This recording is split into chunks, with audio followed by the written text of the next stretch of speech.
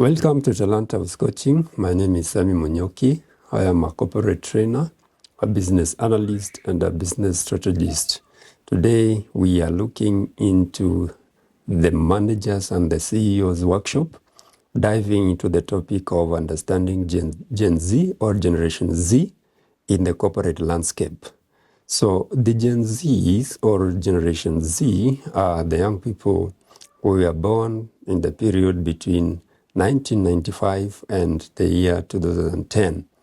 You will realize that these are the young entrants into the corporate landscape, and most of the other generations seem not to understand how to attract and retain Gen Zs in the corporate market.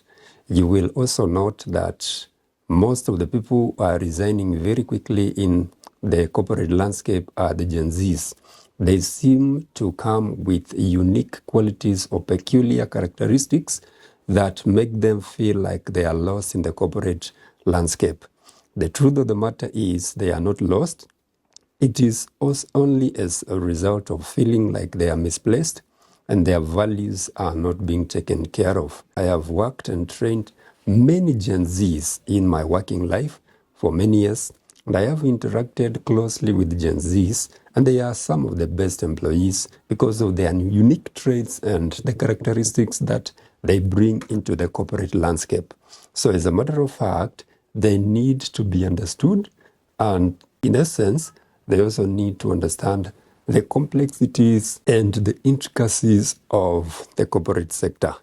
So if you are a CEO, if you are a manager, I welcome you so that we can discuss a few peculiar traits or characteristics that you will find with Gen Zs, and so that as you understand them, you can be in a position to attract them, manage them, and retain them for a considerable time in your corporate.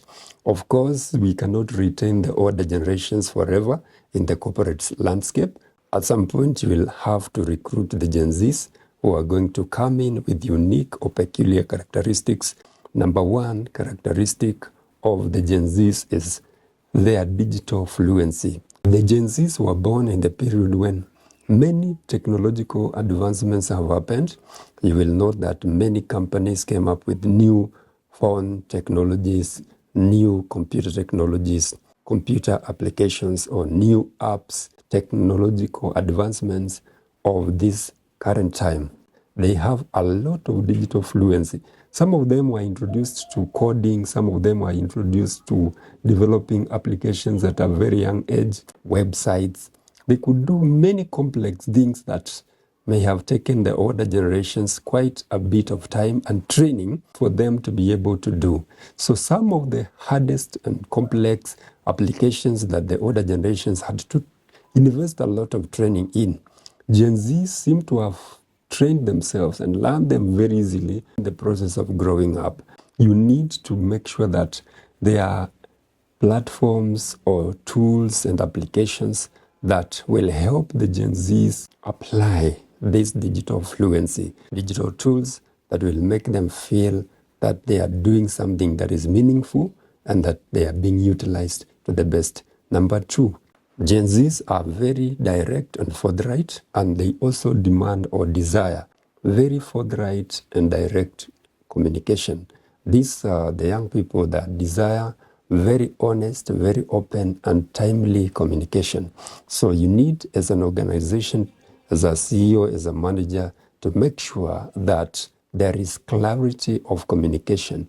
Passing information in your organization should not have too many bureaucracies that will make it very complicated for Gen Zs to fit into your organization. So as a matter of fact, you have to ensure that you have in place proper channels of communication.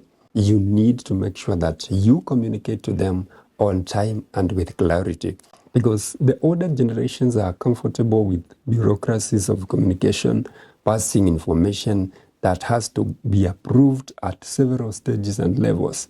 This one will be very difficult for Gen Zs to accommodate and accept in your organization. Number three, Gen Zs prioritize authenticity and transparency. They are forthright, as I mentioned in another point, and they desire very open and clear way of operating in an organization.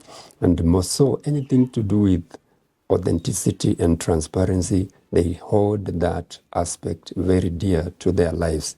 As an organization, you have to put in place all possible mechanisms to ensure that there is very transparent way of communication and doing things in your organization. Number 4, Gen Zs are more keen to cause an impact not only within the organization but outside the organization. Such activities like community outreach, corporate social responsibility activities, and such related activities, then they will feel like they are contributing not only to your organization but to the community or their community at large. Number 5, Gen Zs are keen on opportunities for growth and development. They are very keen on joining your organization, growing through the career line, and they desire this to be very clear even at the point of entrance. So if you are to attract and retain them, you have to make sure that there is that clarity on their growth and development. This growth may involve training, it may involve workshops, it may involve outside activities that will enhance their growth and development. There is induction training, on-the-job training, and of course there is the out-of-the-job training where you may take them for workshops outside, exchange programs, and even further studies. So they value that very seriously. And if the organization is not clear about their growth and development, you will realize that most of them will not stay in your organization. And this is meant to help us attract, manage, and even retain them for a considerable time. You don't want to recruit them within 3 months, 6 months, they have left your organization. That will not be the desire of any CEO or any manager. Finally, number 6, Gen Zs value flexibility. They are very keen on work-life balance. If your organization has maintained a culture of very lengthy and defined working schedules or working hours, I can assure you that Gen Zs will not find that very attractive. You may attract them, but I can almost guarantee you that for them, this is going to be a serious battle with you because they will feel like you are killing their life, their social lives, and other aspects of their lives. But as an organization, you have to factor in means and ways to ensure that there is balanced working schedules. If you can allow hybrid working schedules, or if they have to stick in the office, you have to make sure that you check their time so that they can meet other aspects of their lives. In conclusion, if you are to understand Gen Z as an organization, you have to be very committed to do 3 major things. You have to be ready to adapt to change. Number 2, you have to embrace new ways of thinking. Generally, as an organization, there has to be a new way of corporate thinking. And number 3, you have to create a more inclusive and innovative workplace that benefits everyone, especially the Gen Zs. So thank you very much for your time watching this video. I hope you have learned something. Please subscribe to this channel. That is one way of supporting us.